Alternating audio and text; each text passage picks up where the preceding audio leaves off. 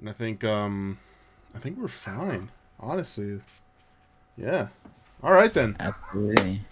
Welcome back, everyone, to Deck Swabbers.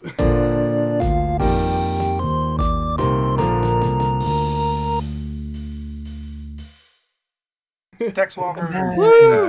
And this time around, as you may see, we have a temporary setup in the sense that we have 5 squares on the screen now. Very special guest. We have our first special guest here of the pod. How about you go ahead and introduce yourself real quick? Yeah, what's up? It's your boy, real_Joshua. I have a YouTube channel where I talk about the One Piece card game. That's real_Joshua. If you just search real_Joshua OPTCG, you'll find it. I do a lot of just fun meme content, a lot of deck building stuff, and then some educational content.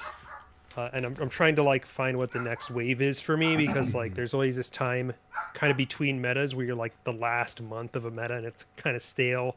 Happens with every card game, and I'm like, what do I do during this time, dude? So I'm trying to figure that out. But yeah, anyway, I'm Josh. Nice to meet you guys. Yeah, dude, nice to meet you too. Pleasure to have you. Thanks so much for being here. Yeah, thank you so much for being here Glad to and be here. for doing us the honor of being our first guest of the pod. Because we reached 50 subs recently, which is Sweet. 50. Like I said, I posted on the tweet, right? 50 people's almost a 6-round tournament, right? So That's true. There you go. so That is true. yeah, very exciting stuff. Hopefully, we can just keep growing from here, and we just love to talk about the game and such, and Professional yappers. professional yappers, basically. 1000%. So I want to start off here. I want to ask a couple questions to you, Josh, and get to know you a little bit more and such. Oh, everything okay? Okay, That. don't worry about it.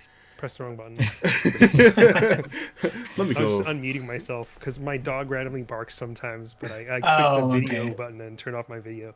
Okay. No worries. Yeah, Perona's barking in the background too. It might show up in the recording. Your dog's name is Perona? Yes, I named my dog Perona. My dog's name is Chopper, so That's great. yeah. Dude, I was so yeah, when I was trying to get another dog because I had another dog called Globis, and I was like, okay, if we get a boy, I want to name him Corazon, but if we get a girl, I'll name her Perona. Dang, dog One Piece collab? Crazy. That would go crazy. Yeah. I wanted to ask, when did you start playing the game, right? What format did you get into it, and what was the first few decks that you started to play, and what made you fall in love with the game, that made you keep going with it? It was I want to say February, almost a year ago, maybe not a year ago, maybe March or something.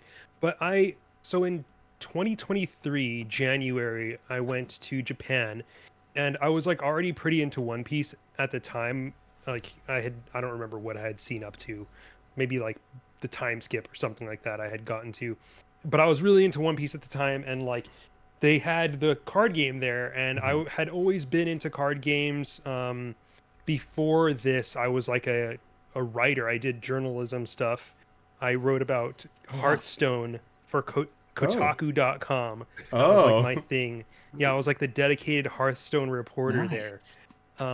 So I'm used to writing content creation stuff, writing headlines and titles and whatnot, and just loved card games. So I was into Hearthstone, was into Runeterra, was into Marvel Snap, stuff like that. And when I saw this One Piece card game, I was like, dang, the art for this looks really, really cool. And I just kind of forgot about it until, the following year, when I, kind of saw at Target, they had some starter decks. So I bought a couple of them, but it was the worst possible starter decks because they were on the shelf at Target still. It was the Yamato starter and the Black Luffy starter that has the SR Uta in it, but I didn't know. So I just played a couple games with my little brother. We played a couple games with just the starters, which is a totally valid and fun way to play. 100%. Even though it's just not the game. You're not actually playing the quote real game. And from there it's just I had, once you start getting into it and like Mhm. collecting, it's over, dude. There's like that whole honeymoon period. Oh yeah. But this was during OPO6, so everything was like insanely expensive. Mm. It had to have been Yeah. like the almost the pinnacle of pricing Prices. for the Yeah. game. Yeah, definitely. Yeah.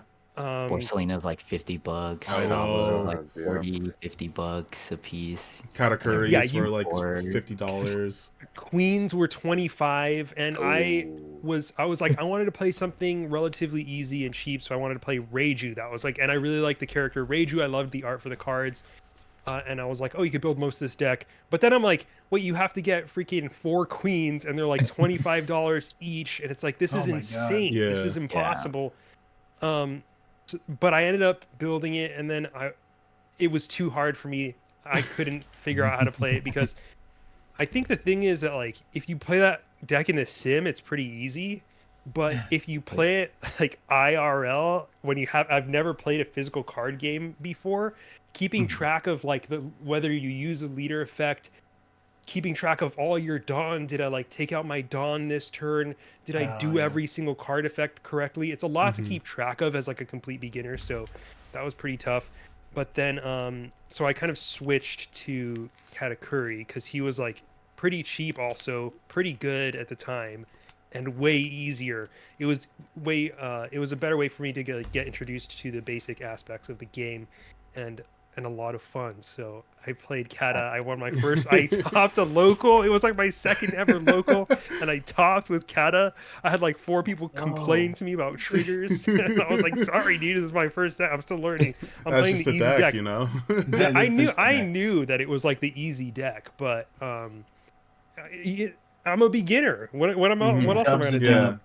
Yeah, dude. That was a I'll dub, take it. yeah, Dubs a definitely. dub. We take those. But like, if you became like the dedicated like kata player at your locals, and people were just tired of playing against it, sure. But like, it's like you're learning how to play the game. Like you said, it's an easy deck. You just play curve, and then you go swing big. Yeah. Response, and it's like nothing. All right, cool. You know, and then it's like, oh, you swing at me, Beji. Yeah, it's the way it goes, man. It's It just is like, what it is. oh, I needed one more body to swing for game next turn? Oh, Pero or Cracker or like literally Yeah. anything else. Yeah. You can cover up your mistakes, but it was one of those shops. That's where I learned like the differences between different shops and stuff like that too. Because this was a shop that was very meta negative. Like depending on where you Oh, go, interesting. some shops are Yeah. like everyone's playing meta. Nobody's like complaining about it because everyone's like a try hard tourney goer. Yeah. But this was more of like literally not a single person there was playing Sakazuki, dude. Everyone was playing Moria, Reiju, Wow. and stuff like that. I didn't even know Sakazuki was a deck for a while because people just weren't playing it.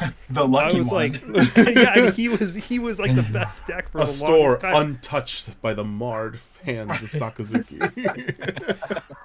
I think what's crazy is that having started in February and gone to like many locals, I only played against a Sakazuki like once. Wow. Oh wow. Yeah. The Very rest was lucky. like, but I played against a lot of Morias. That's the thing. I Okay. played a Okay. Very crap ton of similar deck. Moria, and he was good. He was really good at the time. Yeah, because Great Eruption unbanned, No. diabolical. Oh, card. yeah. Moria is Insane. a diabolical card. Yeah, So totally understandable. totally understandable. What you want to but go yeah. ahead and ask something Yeah, I to? wanted to go ahead and ask a couple questions as well, just because, like, you know, one of my favorite like series that you do is the every deck or every leader 3 decks, right? Yeah. And I just like it a lot because it's like it's super informative, and I think it's very helpful to showcase like what leaders are good at and what leaders are bad at, right? You know, and I feel like because people are always like, oh, why don't you play this card? And it's like, well, it doesn't fit the strategy. Like you can change you know tech choices and make it more catered towards that strategy, but it still doesn't necessarily mean that that leader will be good at it, right? And so that's why I love that series a lot personally, because like it helped me kind of narrow down my card choices for decks as well. And I'm like, okay, well, like I want to play it this way, so take this out, take this out, take this out, and then put this in, put this in, put this in, right? And so I just wanted to ask you, like, kind of like from your experience doing this series, what do you think is the leader that allows for the most like player expression and like skill expression, and then which one do you think allows for the least? You know. Interesting. It's a really good question. I feel like there's a lot of leaders that provide a lot of opportunity for expression in like deck building and skill. Mhm. I think a couple come to mind. Like, I feel like leaders that have more generalized abilities have yielded really interesting results for me. Like, weirdly, one of my favorite episodes, and maybe there's probably a recency bias at work here, but I did that red Luffy Oh yeah, starter deck Yeah. one Luffy, Oh, and that's right. that deck ended up being so interesting because it's not like only use straw hat cards in this deck. It's not that kind of limitation. It's, attach a Dawn to something, which, obviously it rewards you for having cards in your deck that have Dawn X1. Right. But you can find just some really interesting interactions with those types of cards, and just sometimes like having 11 Dawn in a turn is pretty nice. So Right. those kind of effects that are like really general really provide a lot of interesting opportunities, I think. Like, and I think those are the ones that I've been really impressed by. One leader effect that's like honestly insane is Black Yellow Luffy. Like that, Yeah. people don't realize how insane that leader effect is. Just like in general, like we know that deck to be an absolute menace because Moria exists, but do people realize how crazy and how many more deck building possibilities there would be if people played that shit without Moria and like the Brothers package? Like, yeah. I don't actually don't even think I played this for every Leader 3 decks yet, but I've done like a lot of experimentation with it, and just like the stuff that you can do by just tossing 2 life on when you're at 0 is like, that's insane. People like, we Absolutely. don't talk about this shit enough. The leader itself is broken, dude. This is It the is. leader itself is broken. You can heal for 2. Yeah, he's going up to 9k, but even if he didn't, he went from 0 life to 2 life. Like, what? Yeah. Exactly. Nobody's No, talking about that. And yeah, like, you have to bottom deck it if you get hit or whatever, but there's Viola, there's cards that help you deal with that, and but either way, like, you could just keep going back to 2 life. I don't know. Anyway, Yeah. there's a lot of decks like that have these that have abilities that just do a lot of stuff outside of being type locked, and those are the ones that have yielded, I think, the most interesting results. The ones that are more difficult are leaders that have a lot of things that only work with them, and I think specific that's stuff, annoying. right? Lim is one of those because Oh, yeah. not only do all her, and that's the most recent episode I did, was like, not only did her cards like really only work for her, because you need Odyssey cards. You need Odyssey cards for your leader effect to work. I think that's what sucks, is like, Right. your leader effect only works on Odyssey stuff, or like your leader effect only works on this type of card. So it's like you want to take advantage of a leader effect. That's the whole reason why you play a leader. So if you can only play a leader because of these cards, and those cards suck, then the leader is in a very bad place, and that's like where Lim is. Obviously, she's better in Gotcha. OP10, I guess, but still, I swear she's not good. very- Yeah, no, I mean, Yeah. but that's the thing. Like, as a leader to build a deck around, there's just so little wiggle room. Like, you have to just put in the good Odyssey cards. Like, what else are you gonna do? Like, maybe Yeah. you put in a different boss monster or something. But the possibility space is so much smaller. I think as penance, like all Dofi players should play Lim, because that's what it was like to play Dofi set 1. You're like, there's like 4 big warlord true. cards, and you have to play all of them, and they're all like whatever, like they're not Pretty great. lit. Yeah. They're pretty bad. So it's just like, as penance, if you ever got Perfume Femur for 17 because they had Teach on board, be like, oh, you got to play Lim for the week. Week until you top. God, that must have been a miserable experiance early Dofi. I mean, It was bad. 8 cost kid came down, and you're just like, yeah, you got it. yeah. Just- GG. Oh, no Red Rock in this format? Cool. I'm good. Big true. Yeah, that whole deck building thing, like when there's leaders that only cater to like their own archetype or their own typing, right? It's like, it reminds me of me building my mean Gecko Moria deck, where it's like, yeah, I'm playing Dressrosa with Gecko Moria, but at the same time, I had to play a Thriller Bark's core in order for him to work better, right? Otherwise, I'm just milling and trashing cards for the sake of milling and trashing and not playing anything out. So. It becomes a Sounds worse pretty deck. good to me. -1 every turn. Swing 6, -3 Dawn too. I Yeah. love it. That yeah, I think I personally do love the Every Leader 3 decks series too. It just showcases so much like deck, how deck building goes and what the process is behind it. It really is just such a treat to watch. Like, you know, what can we cook with this leader outside of the realms of what everyone is he does? Because it also reminds me of I think you showcased a BY Ace deck once where it's like literally all just like, oh, take the top of your life, draw a card, you have like 10 cards in hand. It's basically what Nami would be like, but a little more complicated, the BY Nami. Yeah.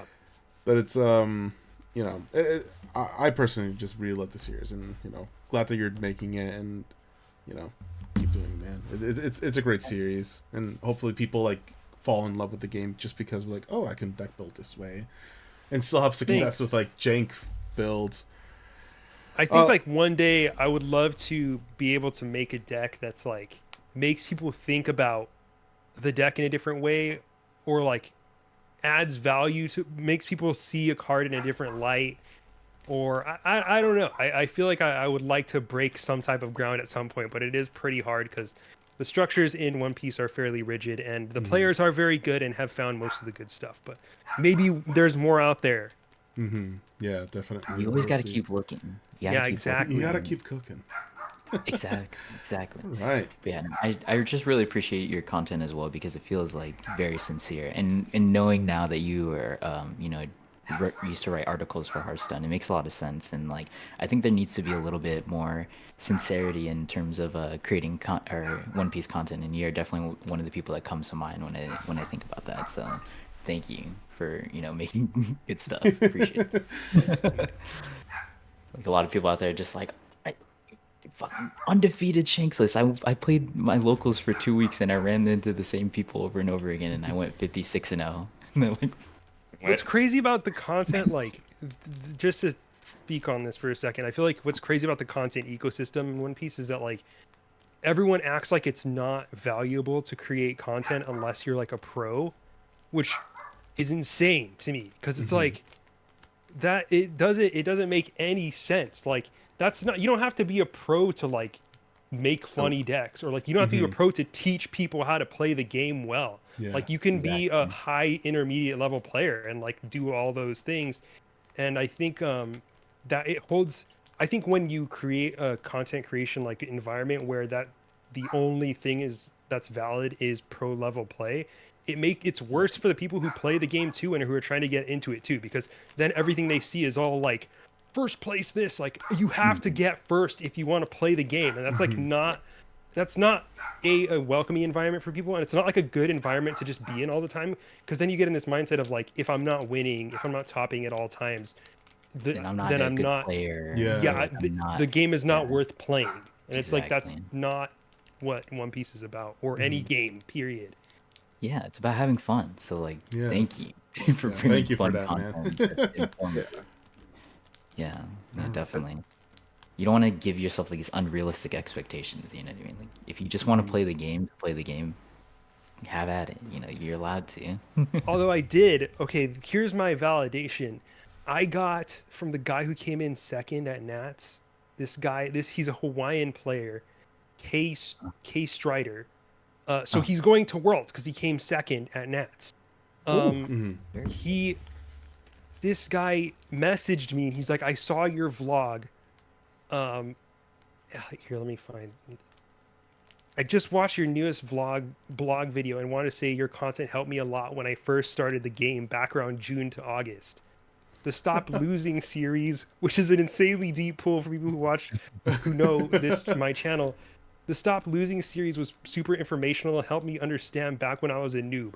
This guy came in second at Nats, bro. Like, I suck at the game, and this like great player learned from me. Like, that's totally validation on my part. That's all I need. That is really cool. Absolutely. That's amazing. And like it's just awesome because we also have like a lot of people that post like OPTCG content in our community, so it's like it's always fun to like interact with them, and then you see the video go up and you're like, damn, I got my ass beat, but it was a good time. You like look back on the footage and you're like, ugh, that's a little rough. Maybe Yeah. take that one down. I'd ask He it to just take drew that bad, down. dude. Don't worry. Brick City. Brick City. Building a house brick by brick. All right.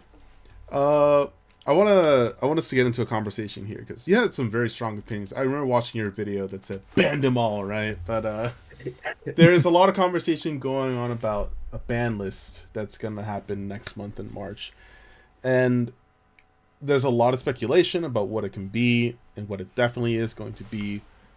I want us to have like a sort of, a Socratic seminar, if you will. No. Little high school term. No. Evidence that's in high school. About like what is actually going to, like, what will definitely get hit here, right? What's our prediction on that? What can they hit? And will they unban anything too, right? Because there's a lot of, well, I was gonna say cope, but actually, yeah, it's cope. Copium that Sakazuki is gonna get unbanned, but I feel like it's not gonna get unbanned at any point. I don't think so.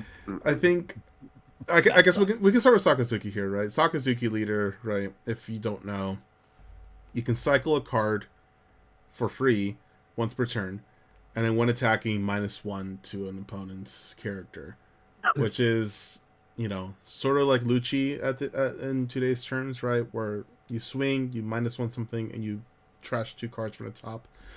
But the thing with Sakazuki, right? The reason why he was broken, the cycling was insanely powerful because you can just set up your grave for Gecko Moria plays, and we'll get to Gecko in a bit. Gecko. But Get him. but also just bottom deck, black and blue being a very powerful color combination where you can just bottom deck everything, bypassing a whole bunch of on KO, what is it, or on KO or unKOable effects like Sabo or Perospero at the time. So, Right. Do you think Sakazuki is still if it were in today's meta, would it have a dent like it did back in OPO5, OPO6 in our format? Yeah. I'm just like absolutely like that. Like I don't necessarily think that the most powerful part about the cycling was setting up for Moria. It was literally just like, what do I need this turn? What do I need on their turn? And then you just go, okay, I don't need this. Boom, new card. You know what I mean? Yeah. It's like that was supposed to be like the downside, right? Is that if you're playing a certain strategy, like if you're playing aggressive and you're not seeing enough of like your rush cards or whatever, not every leader has the ability to like cycle through their deck like that. You can search, right? But you don't get to go, I don't need this 2K. I'll draw a new card. You know? Or it's like, I don't need this reduction. I'll get rid of it. I'll draw a new card. And then it just so happens that those cards that you don't need in hand are good to play off of Gecko Moria. So it was just like absolutely ridiculous. And I think that's the main reason why he has to stay banned. And another reason is because our good friend Andre 3000 played a version of Sakazuki that was Sentamaru Pacifista engine, and he went 3-1. And I'm like, that's because of the cycle. That's not because it's not because like it's not because like Pacifista Sentamaru Saka is like amazing. It's because every turn he just went, cool, they're not removing my Sentamaru. I'm gonna like dig from my removal so they can't swing into it or whatever, and then I'll just use the they'll just gravity blade their whole board. Like, and then just keep using Sentamaru to establish like pacifistas every turn. And it's like, yeah, he just got to find everything. The ability. That's And crazy. then in his deck with Sentamaru. I mean, like that, I guess that's part of it, but it really is just the cycle, in my opinion, that's like crazy. You're like, I don't need this card. I'm trying to think back, right? Because in that format, I tried to play Sakazuki and I built a deck, but I was like, I feel like an idiot playing this deck, dude. Like, says I played it a lot. You were trying to play it before Moria came out, though. It was definitely a lot harder to know which cards to keep in hand and which ones to like not, right, and to cycle. Because like as soon as Moria came out, you're like, I get rid of Lucci all day. You just like, get rid of this. Moria came get out rid of and I just Tino. played Moria because I think that was Right. that's like my preferred playstyle of just playing a graveyard deck which that's what Yeah. Lucci is now. You know, mill 2 and then play off her graveyard. You got 2 decks. Mm-hmm. And well, I mean, I've been playing Lucci since 07, so I'm saying like your main deck and your trasher decks. yeah. They're two But decks. you know, Gecko, or I think I want to bring up a point that Josh brought in his Band 'em All video, where it was about color identity within Black and like all these other colors, right? And Black did start as the color identity of like trashing cards from your hand to get these KO effects, which are, you know, a unique way to. It was a unique way to interact with your opponent's board back in OPO2. It's like, oh, you don't need to rest it as green and then swing into it. You can just trash something as you play something and then KO something as well.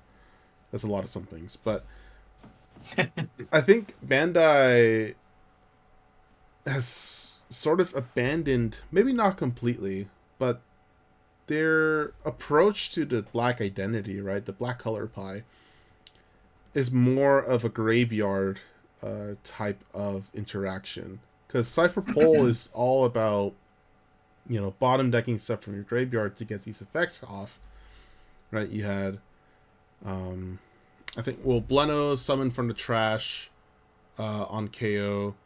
You also had 6 cost Rush Lucci, which bottom deck 2 Cypher Pole gets Rush. Stop. Khalifa, draw 2, trash 2, right? All these, you know, interaction with the graveyard. And do you think, should that only be exclusive to Cypher Pole, or is that exclusive to, or should it even be part of the color identity? Is that the new color identity that Black has? You know, is Bandai doing the right choice by, you know, maybe admitting to a mistake at the fact, like, oh, maybe this is too weak to have as a color identity, and we're shifting more towards this graveyard interaction type of deal.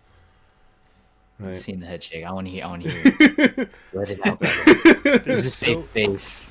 dude, I have so many things to say about this. Like, the putting cards bottom at your bottom of your deck from your trash is, like, I feel like it's like an interesting concept, but I feel like it only really works when it's a finite resource. Like, so I think Yeah. CP cards, bottom decking CP cards as a cost is legit because you only have so many CP cards in your trash unless all your deck is CP. Mm-hmm. So, you know, what are the cards like Spandian, for instance, right? He has he has bottom deck your CP cards. Yeah. But like Lucci, you could just bottom deck any cards, which is like that's not a cost.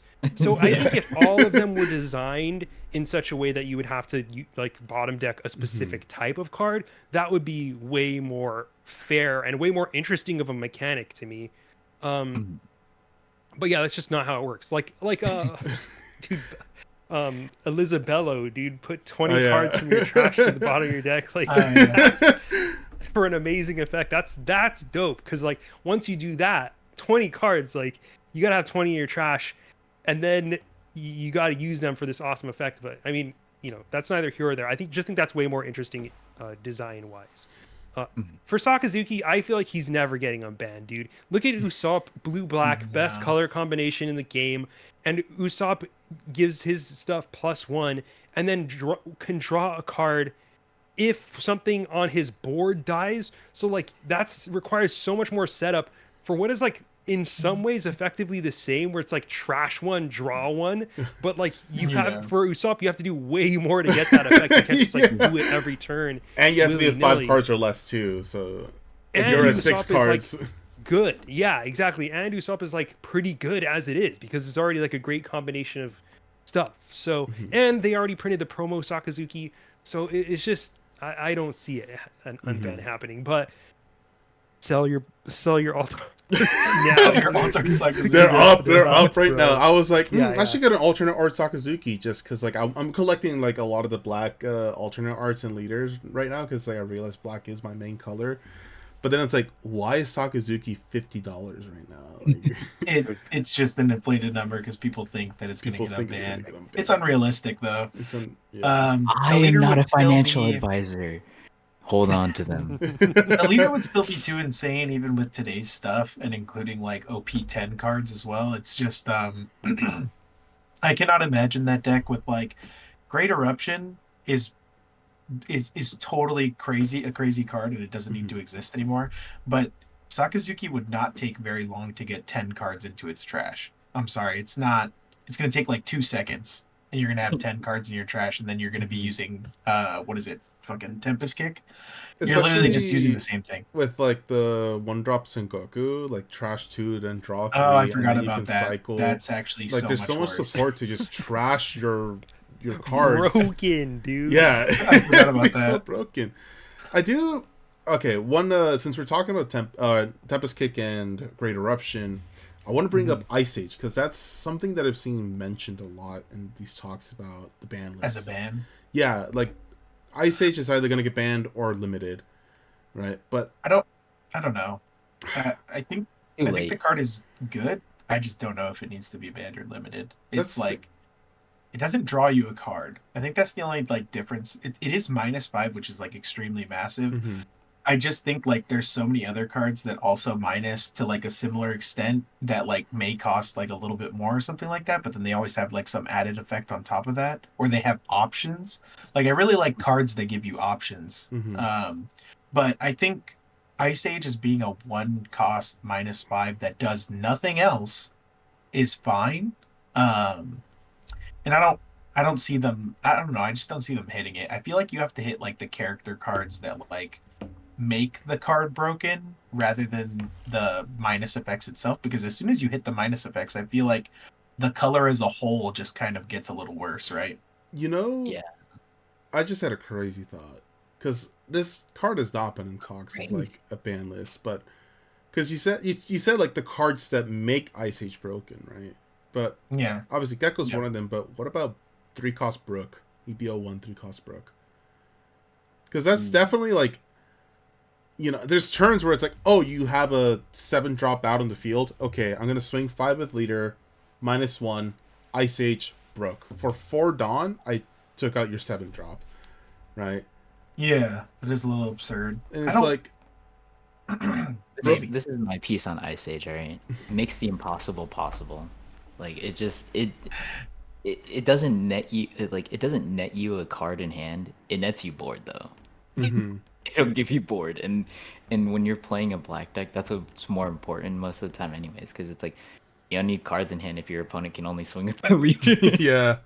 It's like, Fair enough. you Yeah, got one and life. you have Moria, Rebecca, Lucci, Spandy, Uh-huh. Helmeppo. Like that's you. Who needs cards in hand? Well, you can draw a card in hand from Rebecca. True if enough. if you're playing 3 to 5 on the board in a single turn, like you want to put your cards in your hand on the board anyway. So But I think that's the thing, right? Is that the -5 from Ice Age is only so good because of the other cards that make it so Mhm. good. Mhm. Because if Moria didn't exist, or if Rebecca didn't exist, how good is Ice Age without those cards that are so broken in conjunction with it? Because I see. if you -5 and then you play like, I don't know, freaking like Tashigi or something, the 5-cost Tashigi, like that card's really good too, but it's less impactful than doing like 9 Dawn turn Ice Age Gecko Moria, or 5 Dawn turn Ice Age Rebecca into like Spandine into Lucci. I see. Excellent segue, Dr. Big Wiener. Let's talk about Moria. I just think that like I think I mentioned that in the ban them all video, which is why it was just like spicy for the sake of being spicy. Like Yeah. the argument was a lot more Absolutely. nuanced in that video, but like yeah, every card depends on another card to be That good. is Like true. Gecko, you need to have good cards in your trash for him to be good. Mhm. But Mhm. it comes down to a question of design of what does Bandai want this color to be? Like, should it be able to D up using Rebecca whilst drawing a card? Should it be able to kill a 10-drop with like a 2-card combo? Should it be able to summon 4 things at its one time? Should it be able to do all these things in one deck? I don't know. Like, if you take off one of those ingredients, it still has 4 of the others. That's Of course, they true. all work well together, but the problem is that they all work in tandem in a deck like Lucci. And I think, bro, it's so with Moria, like that card should have been banned a long time ago, dude. I think it's like the best time to plant a tree was 10 years ago. Second best time is today. Like that, the best time for that card to have been banned was like OP07. But it's like at this, everyone's like, oh well, the other cards are already getting better. It's like, yeah, I mean, 4 sets later, bro, and people are already talking about ban. Well, I'm sure we'll talk about this in a second, but people are already talking about ban Dofi because he's been good for 1 set. Oh like, yeah, what? as if black hasn't been good for And- way yeah. too many sets. And people are saying, oh, if you got rid of Moria, black would suck at a color. Have you seen blue for the last 5 sets?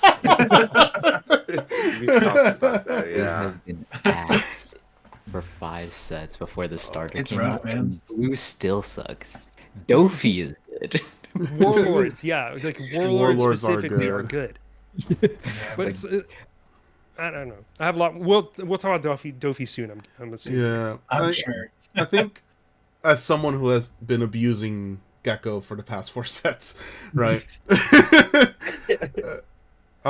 just It is an insanely powerful card, and it's really literally such an equalizer. But I feel like I don't know. I mean, they printed out that 7-drop Rebecca for Usopp, right? And it's like it kind of looks like Bandai wants to go in that direction, because then I feel like if they did ban Gecko, right, then I feel like the natural progression of those people who played Gecko will just play Usopp and play Rebecca, and span 3 bodies in with 7 Dawn, and it's just you know, I feel like banning Gecko will, I don't know. When I think about leader bans or like just bans in general, it's like what decks will shine because these cards get banned, right? I think when we saw Law get banned, we saw Reiju shine because it's like, oh, Reiju is now playable because, you know, her worst matchup is now gone. If when I'm trying to think way back, you know, like, oh, when they banned the emergency red bands, like Newgate and Rad Beam, 9-drop Newgate. It made like, Katakuri and like Green GP Purple Doffy. Doffy like the best decks. And when, Arlong the too. I'm emergency just red kidding. ban happened. What a meta call. Oh my god, I did so terrible with that I regional. just think this is a super nuanced question because the ban lists vary from region to region, and that ties into the subject for the ban list is that like Panda was saying that we had emergency ban lists, but that was only particular to the West. So different formats and different regions tie into different not only deck building theologies but also different play styles, and I think that's like a huge influence on the ban list because albeit we may get a ban list in the East, but that could still possibly be different. That's why we had the E ban list for Red, because Whitebeard was way more oppressive than it was in the East. That's true. And I really Green definitely Law. think that's why cards like Red Moby Dick should still stay on the ban list. Yeah. Because I think we just play way too fast as a player base in the West compared to the East. Like, granted, yes, RP Law was dominant in the East, but that's because RP Law is a very utilitarian deck where you can play either mid-range or super aggro. But it's still proven to show that we just played it aggro here and it still was topping regardless. Mm-hmm. But that just goes to show that, like ban list discussions, I think we should just push Red to the side because we definitely cannot be allowed to have the freedom of will to be able to play. Oh, let me play a 6K leader. Let me get cards in hand, and let me play the perfect card. Let me play Ploofy, but on curve that gives me still a card in hand and is a 6K leader. And given the given card pools too, that are how wide it is and how fast the decks are, like 5-6 rush ace getting 8 rush because you're a Whitebeard type pirates leader.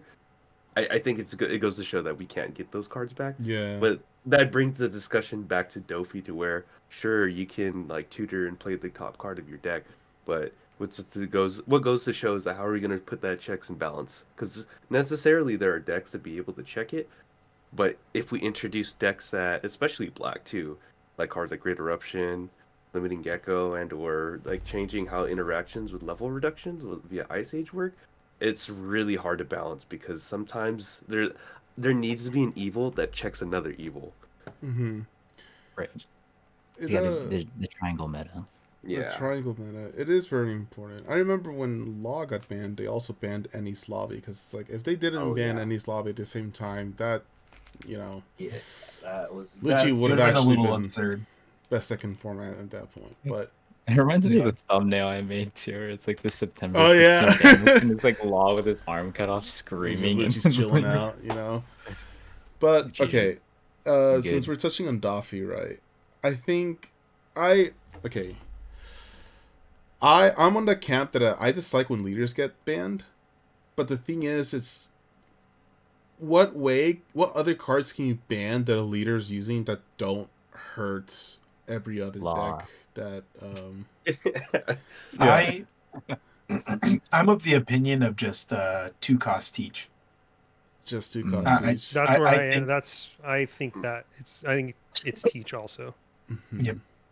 I think that card's a little too ridiculous. That 2 extra Dawn, like, sure, they put a card on top of their deck from their hand, but typically it's a card that's going to get them value anyways, so it almost doesn't matter. Mhm. If it's a Jinbei into a Weevil into a draw card, or if it's just a Weevil on top draw card replaces itself, doesn't matter. They're playing with an extra 2 Dawn every turn, which is already kind of absurd. So it's like, and then the deck is already gaining so much advantage on top of you because of how quickly they fill board. But then they're also utilizing an extra 2 Dawn that you don't have every turn. So it's just like it's an incremental advantage that just like builds up over the game of the 2 Dawn every single turn. Extra 2 Dawn, extra 2 Dawn, extra 2 Dawn. Mhm. And it's just like making their leader a 7k swing every single turn is absurd, while also being able to do everything else that the leader wants to do. They get to play on their 6th Dawn turn, they get to play Boa, and then they get to use their leader ability or whatever, and then they get to do all that other stuff. It's like, it's actually kind of insane. The card's a little too much. Yeah, I mean, what is it, Josh? You've been playing Blue Doffy, so you know if they ban, do you think, what is it? I'm blanking on the name. Teach, like if Teach being banned, like would that actually put a huge dent into the deck itself? Yes, it would put a huge dent in the deck. It's like kind of the card, especially in the key matchups, like in the mirror, like you're primarily looking for Teach. He's good into Blackbeard. He's good into a bunch of stuff, but I think if you hit like something like 4-cost Law, it sucks for the other blue decks that it hurts Boa. Like as someone who really likes Boa, that's really the best thing that she has, and we can talk more about like the in-depth design stuff, but I think Teach would be a great, and I feel like for me, why I think it would be the one to get banned is because it's kind of in line with what Lucci saw with Stage, where it was like the deck's really good, and it's like probably too good, but this card puts it over to the edge where it's like it's just too consistent, it's just too solid. Like you gotta think of just how much different Dofi would have to play if it didn't have Teach. Like right now he loves to go first because if you have Teach in your opening hand, you just are able to just go off every single turn and not really lose hand advantage because you're running your Jinbeis or your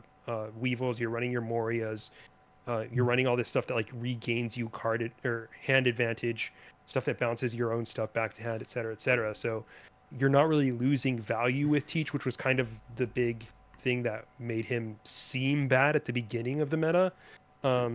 But yeah, it's just too much, and I don't think they need to hit a card that's like really really good because Dofi is not so good that like you need to take him to like half as good as he used to be or like 3/4 of the strength. I think if you cut off like 5%, 10% even, like he'll still be good, but he'll be a lot less consistent. I think cutting Teach would do that. That's fair. I think the deck still just has, even without Teach, has a lot of access to just like playing out a body off the top, like raw. Then right, like if Teach gets banned, you just go, I'll put in Gecko, the 4/6, and then I'll just raw your ability. Yeah. And then like you still get a body, you still get a 7k swing, and it's just like not guaranteed, and then it's also not always going to net you back the advantage that like a Weevil could or that a Boa could, where you get to look at your next 3 draws. But I think that like it would still be like a fairly strong deck. Like I think Dofi in OPO7 like truly only gets checked by like Lucci and then like Anel, right? Like the and Yeah. like but like I think that it steamrolled like any other deck because you were still doing Jinbei Weevil, Mm-hmm. and then it's like your opponent's like I don't know. I don't know, Like, man. you I just- played I don't know what Dofi to do, in 0 man. I played Dofi in 07 and it did not feel like that at all. Yeah. It I don't know. didn't feel that great. I did, and it feels like very similar. It feels very similar. Not that it wasn't stronger like post starter deck, but I definitely was just like steamrolling people like, oh, you're playing Kata? That's crazy. Let me play 4 bodies. I think it was just because How do you of respond? like I played against like so much black at the time. Mm. And Ah, black fair is enough. just like yeah. your Lucci exists. And Yeah. like Yeah. Dofi is And basically like a worse RP Law, which already struggles against Lucci because he's able to remove Mm. everything. So Mm-hmm. Yeah. yeah, and I still think that like I still think that that was like a bad matchup. Like I said, that was like terrible. Every time I ran into a Luchi, I was like, "You got him in." yeah. You know, I'm not being a bad sport. I know how this goes. Like Yeah. we both know how this goes. You play Gecko, and then I did. My whole board dies. You got it. You know, and like, but again, just like every other deck though, that wasn't like Anel or Lucci. Like you were just like shit, whole board. Like, and it's like you cleared one guy 1 turn. That's crazy. I'm on 8 Don, Jinbei Weevil, Jinbei Weevil. Your fun is just like, damn, I kind of Yeah. got played, you know. And so, I do agree though that like if you did have to pick something, I guess it would be Teach then after talking it out a little bit more, just Yeah. because it's for the same reasoning, right? Where it's like if it goes, you can still you just put a different warlord, so you can just hit leader effect on It's turn also 2 like- going first, and then It's also like with Teach, when you think about it, right? It's like even if your opponent like it sits there, right? And it just gains you incremental value the whole game.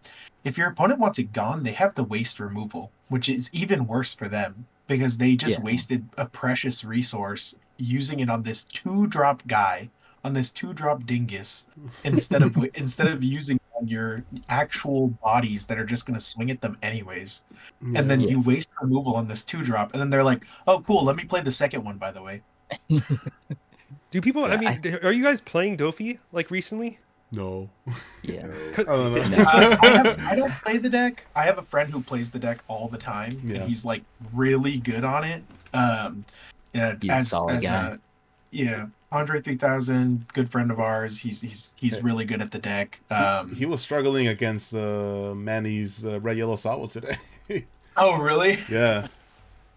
That's actually He was really hilarious. struggling. the deck is my nightmare, bro. But I mean, I feel like just people don't like Teach is like insane. Like It's an absurd you card. Can, on 8 Dawn, you can play a Gravity Blade and then teach a Yes. Jinbei on top of your deck and play. You can freaking Yeah. Gravity Blade and play 2 bodies in 1 Yeah. turn. Yeah. And people get how crazy that is. That is 5 crazy. Dawn, like It's the happened to combo. me. 5 Dawn, the combo is Jinbei plus Teach, and then you put something on your deck with the Teach effect and summon it off. Like you can play Jinbei Teach, Jinbei Weevil. Like that's a combo that you can just do on 5 Dawn just from having Yeah. a Teach. Like it's insane. Mm-hmm. I think that I don't mind Teach though personally because I don't really like to swing into Dofi's life anyways, and I feel like Teach is always giving me the opportunity to either eat cards out of their hand or like more cards out of their hand, or like just not have to swing at their life so that you can actually like trade into their board. And so it's like that's why I'm like I don't mind Teach. It is a very strong card, and I think Dofi actually does need it to make the Lucci matchup easier. Like that was one of the cards that got introduced into the starter deck that I think allowed Dofi to like aggro Lucci down fast enough so that they couldn't even play Moria. Like that was like one of the strengths of RP Law as well, right? Like if Lucci didn't have the counter in hand, they're only playing like 8 to 10 2Ks, right? It's like you're down to 2 life. I'm gonna play 3 Kid and Killers, bro. And then if you don't have the counter, like, you just die. Horrible. You know what I mean? And it's like Teach allows Dofi to do something very similar in that regard, where you get to establish a bunch of bodies and then still swing a good number while potentially even establishing more bodies, right? But again, it's for that specific matchup, and taking it away would make that matchup worse. But it's supposed to be a bad matchup, Mm-hmm. you know. So Yeah. like again, and just as something to talk about in terms of like if you want to try to defend Teach as a card, like I guess it's that, you know. But a lot of people would just be like, no, let me win as the Lucci player. I'm supposed to, anyways, you know. I think Like I can see that as an from the argument as well. from the perspective of like someone who's played Lucci and playing against Daffy is like I it just seems so easy to take out 2-cost Teach because I usually have the tools for it. Like you said, it's like I'm using removal on it, but it's like if I'm playing a 4-drop Lucci after doing Tempest or Ice Age, because you're not gonna have anything higher than a 6. Yeah. Ice Age and take out 1 body and Teach. It's like, okay, cool, that's value for me. I think that's kind of the point though of like if when we get this ban list, right, I think like that's why you kind of have to hit like multiple decks, because if you just hit Dofi, like then black gets better in turn, and then if you just hit black, then Dofi gets better in turn. But I think that's why you hit both of them, but you got to pick the right cards. And then there is another deck I want to mention, because this ban list is like ahead of our time technically, since it comes during Worlds, but it is like taking into account like the Japanese meta and stuff like that. Mm-hmm. So I know Marshall D. Teach, the leader, probably deserves to be hit somewhere around here. I think I think it's a pretty strong deck. I know like recently with the green purple Luffy stuff that happened, like it got like it sort of has fallen out of favor strictly because that deck just like rushes it down way too hard. Mm-hmm. But I think before that, and it was in a very like commanding position as a deck. Yeah. That deck's consistency is actually absurd. It's very good at finding exactly the cards that it needs to find. And after watching so many of these like Japanese championships and stuff like that, or just like any of the like Asia tournaments and stuff like that, and watching Teach players play, I swear, man, it's like every time they need a card, they're like, "Oh, I just pulled it out of thin air." I'm Want to just see a magic trick? I don't know. I'm just like, yeah, basically. Hey man, I need this card. Cool, I got it. Like they search like 2 times every turn, I swear. It's crazy. Having played the deck for searchers. having played the deck for I think I played for like about a week or two at the beginning of OP09. It's crazy to be able to run basically 3 searchers into the deck. Right? You have They have the Lafitte, you stage. have This Is My Age, and the stage. It's crazy. So the deck is crazy consistent. It's just that a lot of people get into the pitfall of it, right? Where it's like, oh, I'm just gonna crash a card every turn for leader ability. No one plays for you, and then the guy's like, cool, 10-drop Shanks. Yeah. But it's Deck requires skill for sure. It requires a lot of skill, but I think the cards to look out for. I find it hard that they would hit this card before it's even released in the West, which is 5-drop Kuzan. It is a crazy card. It just cannot be removed in general, right? And basically, the only way to effectively play against it is to be like, okay, I'm playing green. Let me rest that real quick and then swing into it. Yeah, I actually think I have an argument against that card getting hit, and it's only because of Kobe. Because it strictly feels like Kobe is being created OP11 to combat Teach. Because sure, he can't be removed by effects, but watch me minus him and then swing into him. Because I'm swinging into those active characters whether you like it or not when I'm playing that leader. Some of those are on plays though. Okay. You gotta that's true. Some of them are on plays. Some of them are on plays, and you just go, "Oh, he's gonna swing into that." Yeah, it's a little. I have a hot take on what should get hit, and I genuinely think it's just the stage. Yeah, no, I agree. I was it's the stage. I think the stage should be hit. I think the stage should get Let's hit. ban the 3rd stage of the game. This is true because you know why? Because not every color has stage removal yet. Red, black, and I think this purple. Maybe it's purple. I don't know. There's a random color that has stage. Oh, wait. Isn't it It's yellow? it's yellow. It's Yeah, yellow. 'Cause Kalgara it's has stage removal. Yeah, Calgara has stage removal. bottom deck one of your opponent or one It has to be a cost one-drop stage. stage. Which is Yeah, gonna. I agree. Not every color has stage removal. Get rid of That's the true. stage. That's fair But enough. I was gonna say maybe it's just Burgess. You just put Burgess to 1. I think that'd be fine too, Mm. because it's like yeah, it can be it might as well can't be like removed by effects in general, because like a lot of this stuff is like, okay, I have to do an on play, and are you gonna let me? And it's like, no, I don't think I will. Absolutely Yeah. not. And it's like only Dofi can just be like, or Boa can just be like, grab blade, get rid of him, you know. But like for the Yeah. most part, and it's like it just accrues value like over time. Like the more you counter, the more you use leader ability, it just goes +1, +1, +1, +1. And then if you ban stage, you're not going to be able to fill trash as fast, right? That's true. Because you still have other outlets like Finger Pistol or What are This you Is My looking Age. for? Consistency goes You're down. Cards you're and looking trash for fill up chooses. less. Do you think You're looking Blackbeard for- should be hit, Josh, at all? I haven't played him in OP10 yet, so I don't really know what it's going to be like right now. I mean, obviously it seems pretty fine to me, but the deck it's a weird deck, because you're right, the consistency is insane, and the design is like they just built this deck. They're like, let's make like a A tier deck just Yeah. with the good cards that we are going to give you this set, and then they're like, let's make it a little better next set, which is just like a crazy design decision to me. But yeah, I mean, I think he's the kind of leader that can get really out of hand if he's like too good for too long, because his play style is so just like, don't let other people play the game. I also don't think Okay. like, have they ever banned an SR? I don't think they're gonna do it. I feel like they No, always ban haven't like banned one. They've limited, and it was just Yeah. Newgate. In the emergency 9-drop ban list. Newgate, right? That's the only time an That SR has was- been limited, but he's never actually- limited. yeah, Newgate he- 9-drop Newgate was limited for that A one while. weird snapshot. Was it the one weird snapshot, or was it? Yeah, because because it was also with the No, it was Whitebeard got limited, Marco Blocker got limited, and Radbeam got limited. The E-ban list was Curly Dodon, Nami, banned, 5-drop Marco Oh, limited. that's right. Yeah. There was Newgate was 6 hit cards. after Moby Dick got banned. Yeah, Newgate had been hit for a while, because I remember playing decks where like just random red decks, and people would be like, "Bro, just throw in one Newgate." Yeah, You might as well. It's a good card. Yeah. it's like that.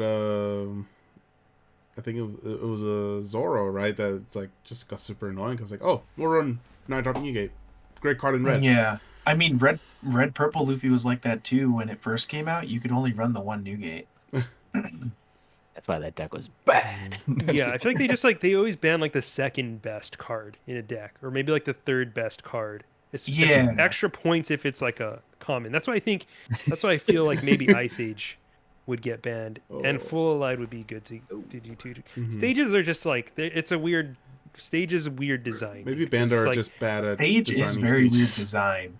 it's Yeah. any card that's giving you recurring value every turn for one Dawn. It's like you got to be so careful with that.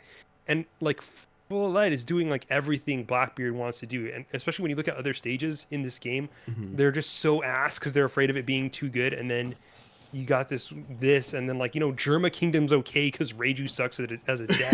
That stage is insane That's too. crazy. That stage is crazy for There's that. someone in the deck. comments like, actually, Rager's good now because we have consistency. Yeah. We actually have Sanji now to search as well. You could theoretically play a consistent deck such as Blackbeard, but If you we just run play nothing but Germa Kingdom, we're actually good. a big Yeah, she's just forever B tier. Yeah. Probably.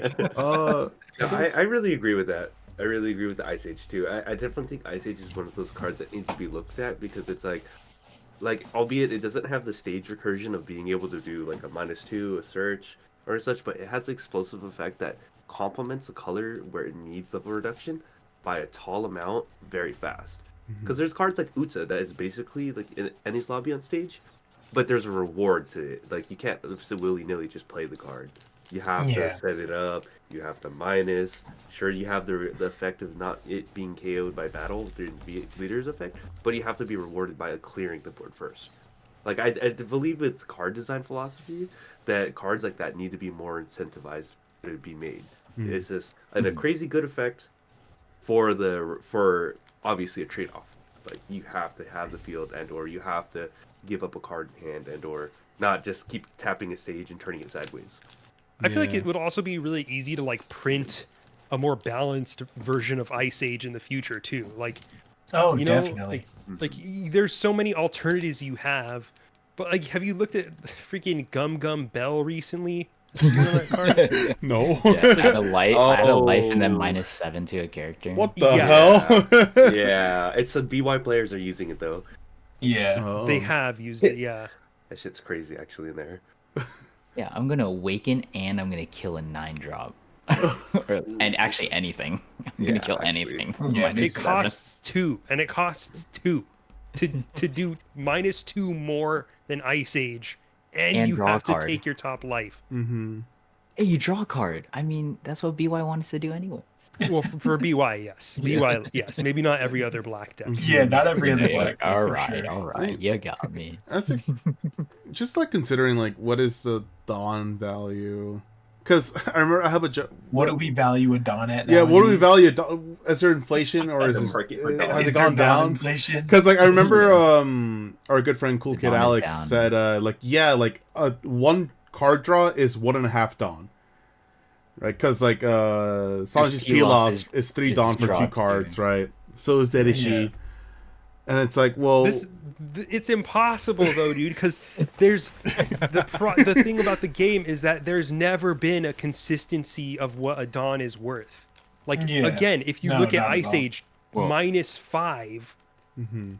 for one Dawn, like is that how much one is worth? No, because if you look at like every other minus card, there's a lot that are just plain worse. And there's a lot of cards that are like just plain worse. And that's why Moria is messed up, because it's like just plain better than everything else, pretty much, before they had printed the other things that are just plain better for the other colors. So it's like the Dawn values of like how much a Dawn should net you for value is like all over the place in this game. Yeah. And on average it should be this much, but if you're talking about black, it's like this much. If you're talking about black on 8 Dawn, it's this. If you're talking about blue on 4 Dawn, it's this much, Yeah. it's way different. And that's what the balance of this game is around. The rock paper scissors is around like, yeah, you have a huge 4 Dawn spike, but this color has a huge 8 Dawn spike. This color has a huge 9 Dawn spike. This color has a huge turn 3 spike, like Ploofy or whatever, because they're ramping every turn. Yeah. Ooh. And there's like, I feel like what you'll realize is that there's just like these spikes that the different colors have and weaknesses. Like Boa, from playing her so much, I realized that like her biggest weakness is if your opponent gets a 7 Dawn and up card on the board and a 5 cost or a 6 cost or below card, because she can either deal with something that's like 7 cost and above or 2 6 costs and below. But if there's both of those things on the board, you're screwed. Like you just lose the game. Right. And that's why Moria is so good against her, because you play a 9 cost 9k and then you play 2 4 costs or whatever.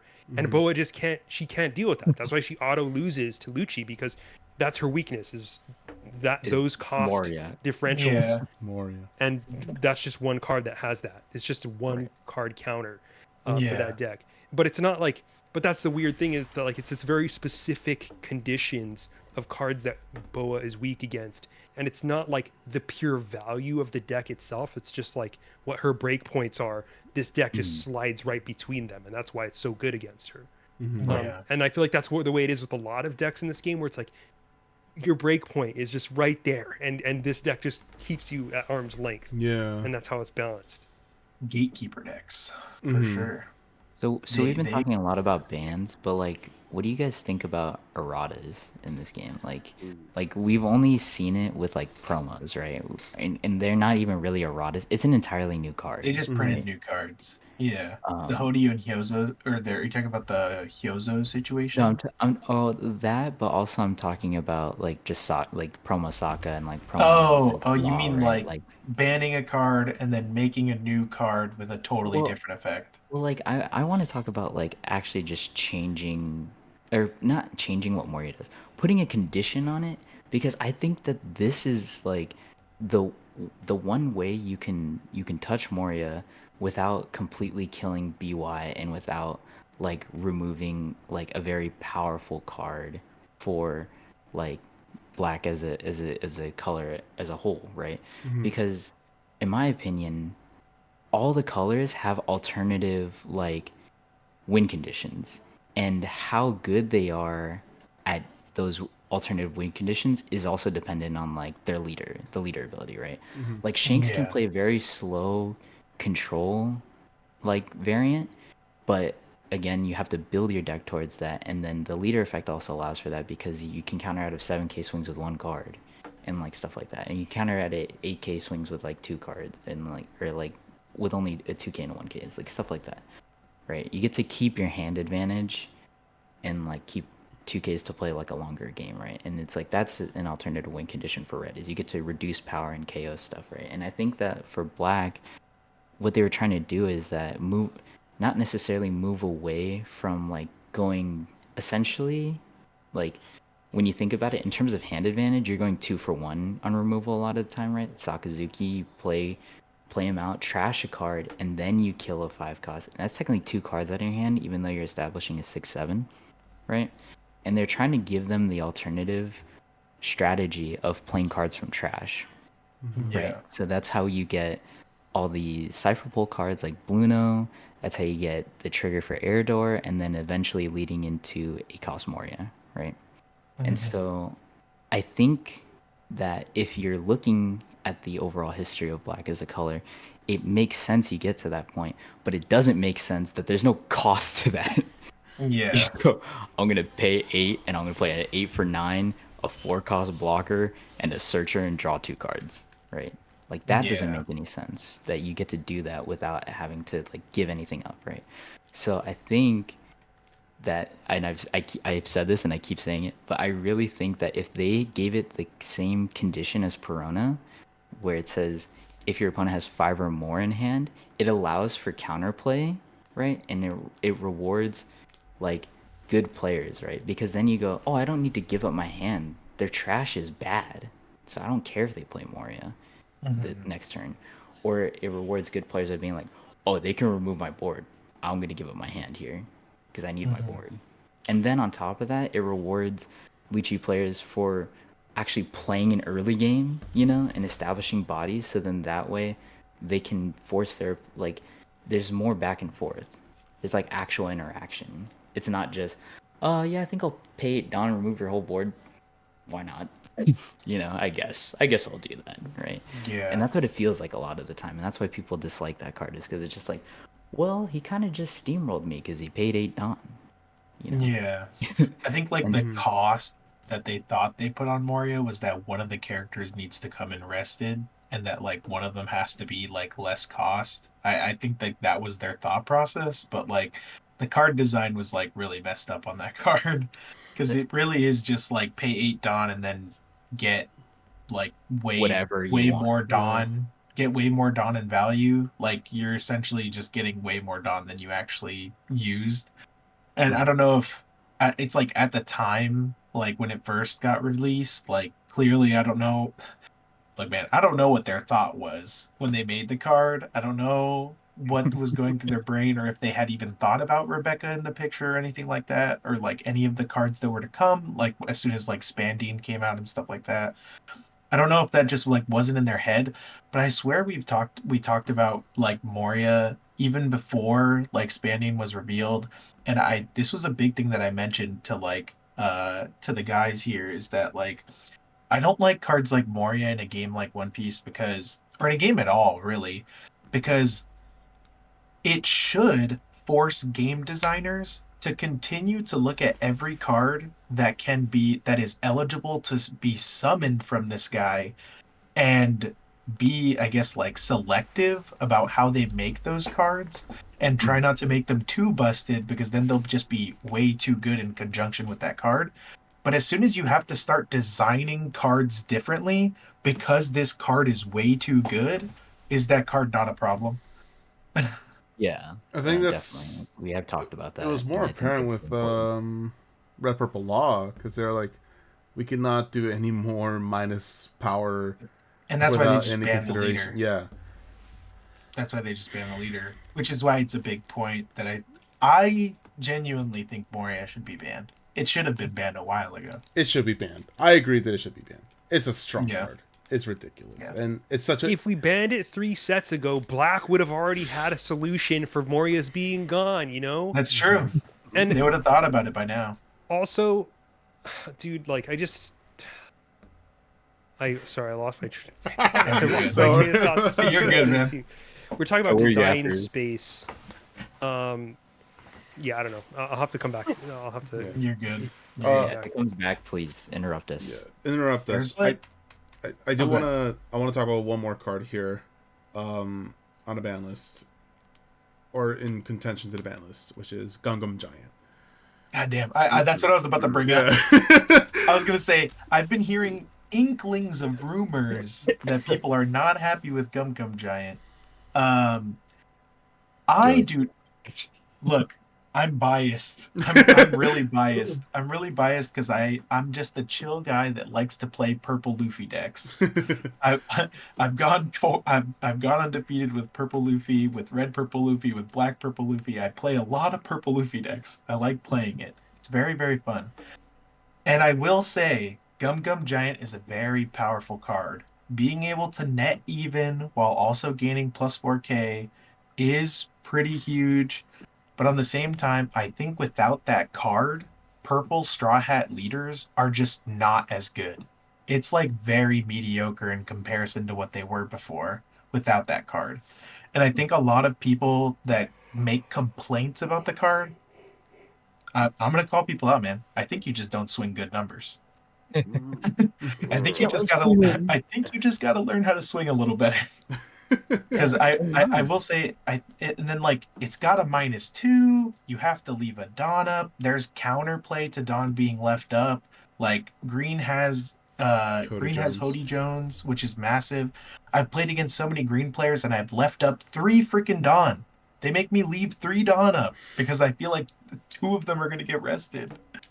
I have to leave 3 Dawn up to try to live against the Hody Jones turn where I think I'm just gonna straight up die. So it's like it's not like there's not counterplay to a card like Gum Gum Giant. And you know, having to like keep a Dawn up and then -2 and all that stuff, and sometimes your opponent pressures you so hard you're forced to use a card like that before you even reach your 9 Dawn turn. And then you just turn skip yourself and you're on 7 Dawn or something, which is a little bit rough.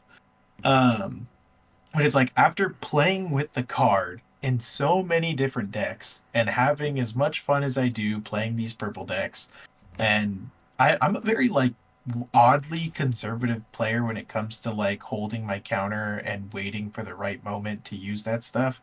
So it's like it's wielded me great results when playing with it, but I definitely think without it, the decks would struggle way more because a lot of these decks play a lot of like non-counter cards, and having to play like 0 drop event just is nowhere near the same level.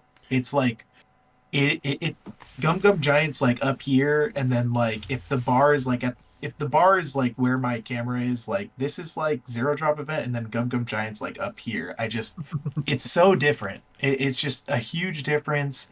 Sure, you discard a non-counter and you gain like plus 3k, but it's like you lose cards out of your hand, you don't gain anything back. Sure, you don't minus the Dawn, but it's just like not being able to filter is just like so unfortunate in decks like that. And I think it's like a mildly necessary evil for purple decks. Purple Straw Hats. It has a Straw Hat limitation. Dang, you gave a whole lot of reasons why we should ban that card. Or maintain hand advantage and filter through your deck. Crazy. Well, what's the main archetype of this game? Who's the main crew? Straw Who's Hat? the main group? It's not like they didn't just make green purple and blue purple Luffy. You mean RP Law, but Straw Hat. He doesn't bottom deck cards. He doesn't bottom deck cards.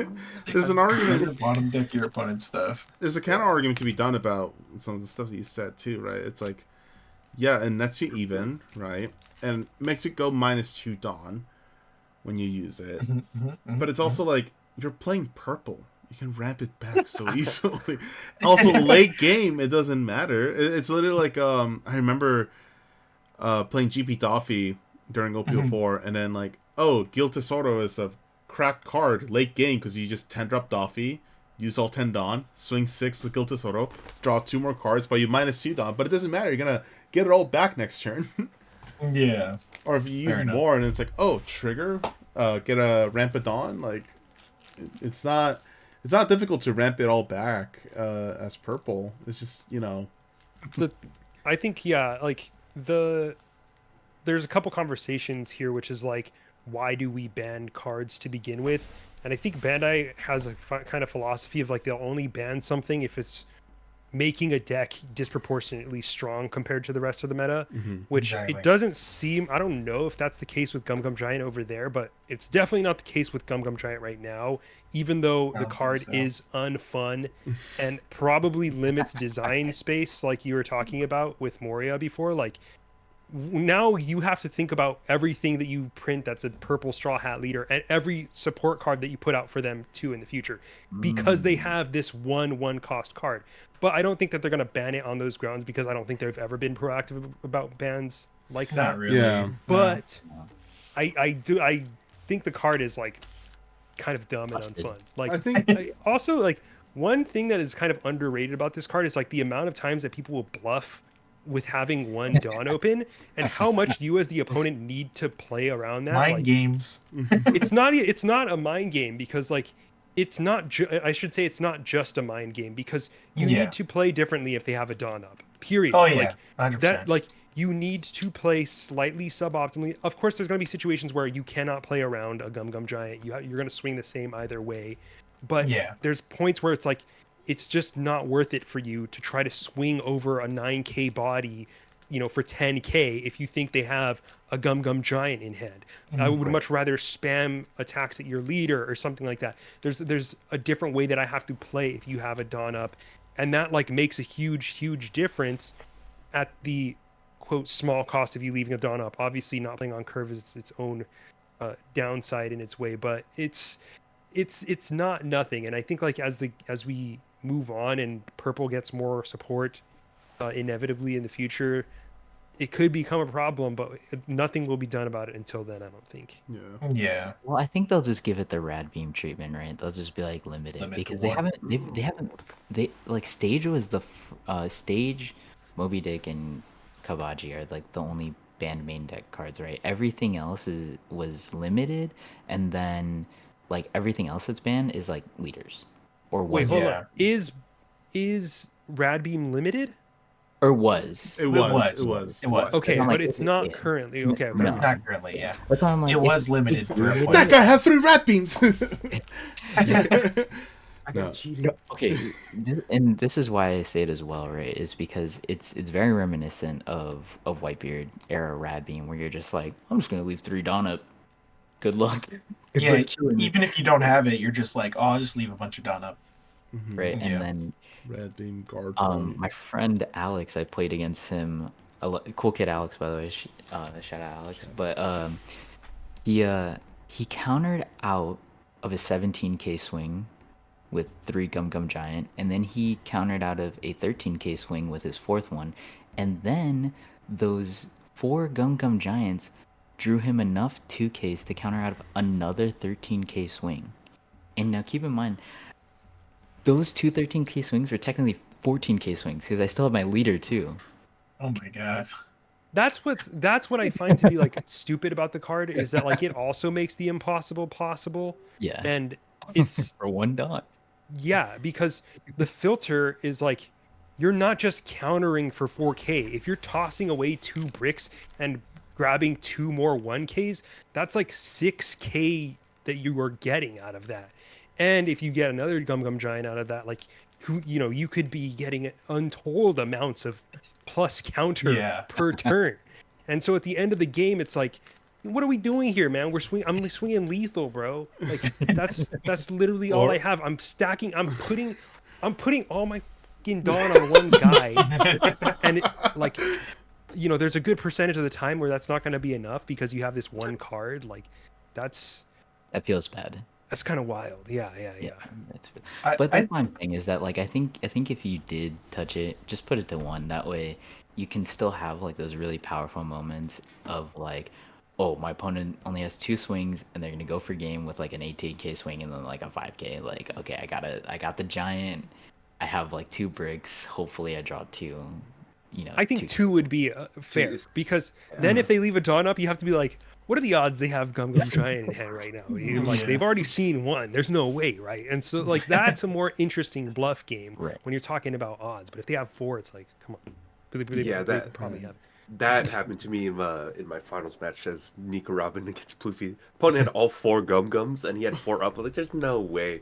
And then swung good numbers, got the banish off for the last life and swung 11. He's like, yeah, Gum Gum twice. Also, I just drew 2Ks, by the way. I was like, oh. That's, Yeah, they Uh, trash a nice, 2K with nice. one of them, and you're just like, no, please exactly. I God. was like, there's no way, right? There's no way. Right. So I does think feel bad. I think the worst part was he actually trashed a giant off of one of the giants. Oh, yeah, that's right. That's Whoa. right. It did happen. He trashed the giant off of his giant, got 2 Oh, wow. Ks, and still had 2 Diabolical. more. That's diabolical. all They right. did me dirty. Well, we could honestly keep yapping about this, but we are well over an hour here. Oh man. Yeah, gosh. Thank you so much once again, Josh, for like coming on here with us and being our first guest too. Before we sign off here, do you want to plug your socials and such? Yeah, real_Joshua on YouTube and Twitch. I stream. Been doing that ranked Dofi grind. Have some Nice. exciting collabs coming up, so Ooh. check those out. Yeah, I have a really cool collab with another YouTuber, Kai. This Japanese guy. Oh, Yeah, That's actually really sweet. yeah. Yeah. And I think it's going to be a really interesting one too. It's a little bit different than a lot of other stuff I've done before, but I think a lot of people will get a lot out of this because I learned a ton. It's going to be really cool. But have a collab coming out with him. Check me out on Twitter at Hi There Josh. Yeah, and thank you for having me on. This was a lot of fun. Yeah, of course. Thank yeah. you so much. And Thank you as so always, much for being here. Yeah, thank you so much for being here. To everyone else listening, thank you so much for your time. We'll see you all next time. Bye. All right, bye-bye.